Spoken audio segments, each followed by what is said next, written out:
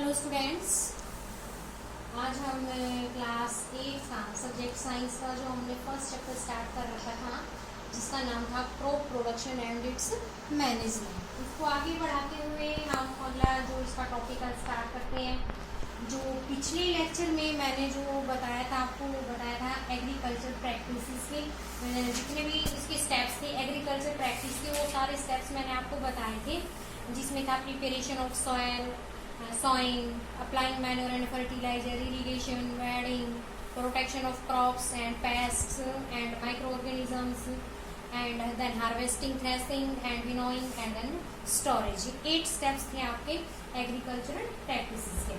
उसमें मैंने जो आपका जो फर्स्ट स्टेप था प्रिपरेशन ऑफ सॉइल, उसको भी मैंने आपको करवा दिया था, जिसमें मैंने आपको बताया था कि प्रिपरेशन ऑफ सॉइल में जो 3 इंस्ट्रूमेंट्स हमारे जो फार्मर हैं वो यूज़ करते हैं, प्लो, हो एंड कल्टीवेटर। इसके बाद जो हमारा सेकंड जो स्टेप है हमारा, देखिए है sowing of seeds. Sowing of seeds का मतलब बीज, पहले हमने प्रिपरेशन ऑफ सॉइल की, मिट्टी को तैयार किया, जो जिस दिन मैंने जो हमारे प्रीवियस लेक्चर में जो मैंने आपको बताया था।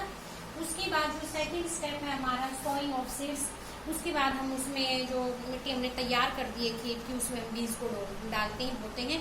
और उसके भी हमारे 2 टाइप्स होते हैं बीज को बोने के भी, बाय स्कैटरिंग और बाय सीड ड्रिल। एक तो होता है बाय स्कैटरिंग, जिससे हम उस मिट्टी को हमने तैयार कर दिया, उसमें हमने ऐसे बीज को बिखेर दिया और उसमें बीज उग गए, वो तो होता है बाय स्कैटरिंग। ब्रॉडकास्टिंग मेथड उसको बोलते हैं, हैंड ब्रॉडकास्टिंग मेथड, मतलब हाथ से बीज को स्कैटर कर देना, बिखेर देना। स्कैटरिंग का मतलब होता है बिखेरना।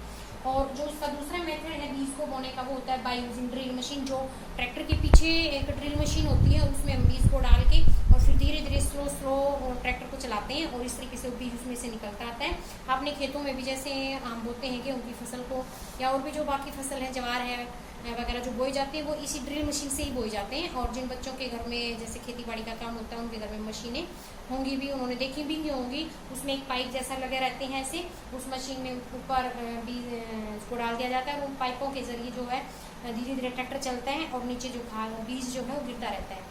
तो ये 2 मेथड्स होते हैं सोइंग ऑफ सीड्स। उसके बाद अप्लाइंग मैन्योर एंड फर्टिलाइजर, फिर उसमें हमने बीज को जब मिट्टी में डाल दिया तो फिर हम उसमें खाद डालते हैं, फर्टिलाइजर डालते हैं। मैन्योर होता है जो हमारा गोबर का जो खाद होता है, उसको हम मैन्योर कहते हैं। और फर्टिलाइजर हमारा जो वो कट्टे वाली खाद जो आती है, DAP है, यूरिया, वो फर्टिलाइजर में आते हैं।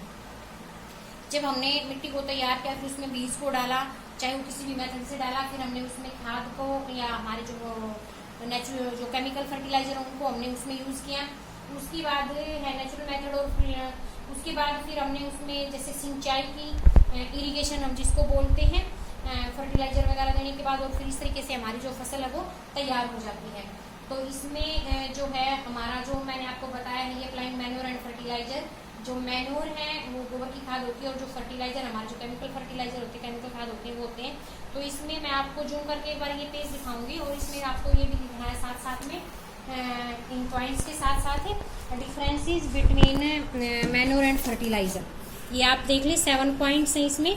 आप आज आपका होमवर्क है 15 अप्रैल का, डू एनी 5, कोई भी 5 पॉइंट्स आप इसमें से कर सकते हैं जो आपको ठीक लगे, इजी लगे आपको अपने पढ़ने में, रीडिंग में, आपके लैंग्वेज में, प्रोनाउंसिएशन में जो इजी लगे, उनमें से आप ये 7 पॉइंट्स हैं, इनमें से कोई भी 5 पॉइंट्स आप कर सकते हैं अपनी कॉपी में इन पॉइंट्स के साथ। उसके बाद हम जो है कुछ नेचुरल मेथड होते हैं, जो हमारी जो भूमि होती है, हमारी जो जमीन होती है, उसकी उपजाऊ शक्ति को बढ़ाने के लिए कुछ नेचुरल तरीके भी होते हैं। कोई तो होता है हमारा क्रॉप रोटेशन। क्रॉप रोटेशन का मतलब होता है, क्रॉप मतलब फसल, और रोटेशन का मतलब उसका रोटेशन चला देना, हर बार एक ही फसल उगाना। जैसे हर बार मान लो हमने अपनी बार जो हमारे रबी क्रॉप्स जो ये चल रही है, इसमें मान लो हमने सरसों उगा दिया है खेत में, और नेक्स्ट ईयर भी फिर सरसों, नेक्स्ट ईयर उससे नेक्स्ट ईयर फिर सरसों, तो उससे उसकी जो सॉइल की फर्टिलिटी होती है वो लेस होती जाती है।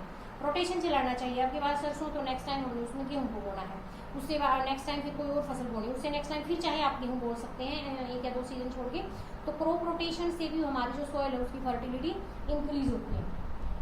लेवलिंग द फील्ड फैलो, और उसके बाद जैसे हम जब भी एक बार खेत खाली होता है तो उसकी लेवलिंग प्रॉपर कर देनी चाहिए कंप्यूटराइज्ड मशीन से, कि उसमें हमारा जो नीचे का या वो जो मिट्टी के जो गड्ढे हैं वो सब भरते रहें उसमें। तो ये हमारे मॉडर्न मेथड में भी आ जाते हैं।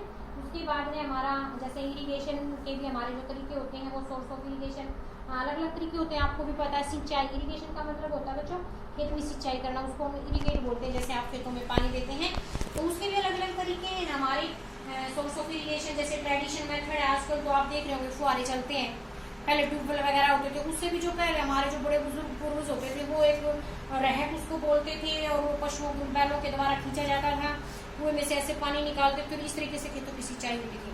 उसके बाद समय के साथ साथ टेक्नोलॉजी के साथ साथ जैसे हमारी साइंस ने इम्प्रूवमेंट किया तो उसके बाद फिर हमारे जैसे ट्यूबवेल वगैरह आए, इंजन से ट्यूबवेल चले, फिर इलेक्ट्रिसिटी से भी चले। उसके बाद आजकल तो फुहारे वगैरह जिसको हम ड्रिप सिस्टम बोलते हैं। तो ये नए नए तरीके हैं, मॉडर्न टाइप्स ऑफ इरिगेशन, अलग अलग तरीके हैं, मॉडर्न तरीके हैं, आधुनिक तरीके हैं हमारे सिंचाई करने के। स्प्रिंकलर सिस्टम को हम बोलते हैं जो हमारा ड्रिप ड्रिप करके ऐसे ऐसे सिंचाई होती है, ठीक है। उसके बाद ये जितने भी पॉइंट्स आपके यहाँ बोर्ड पे लिखे हैं मैंने आपको समझाए हैं, तो आप कॉपी में भी करेंगे और लिखेंगे भी और लर्न भी करेंगे। और जो मैंने आपको जूम करके इस पेज पे आपको दिखाया था जो differences between manures and fertiliser, उसको भी आप कॉपी में लिखेंगे और लर्न करेंगे। और कल हम मिलेंगे इसी लेसन को कैरी ऑन करते हुए एक नए टॉपिक के साथ, वीडिंग्स। इस नए टॉपिक के साथ हम मिलेंगे वीडिंग्स की स्टार्टिंग के साथ। तब तक आप इसको करेंगे, लर्न करेंगे और याद भी करेंगे। Thank you.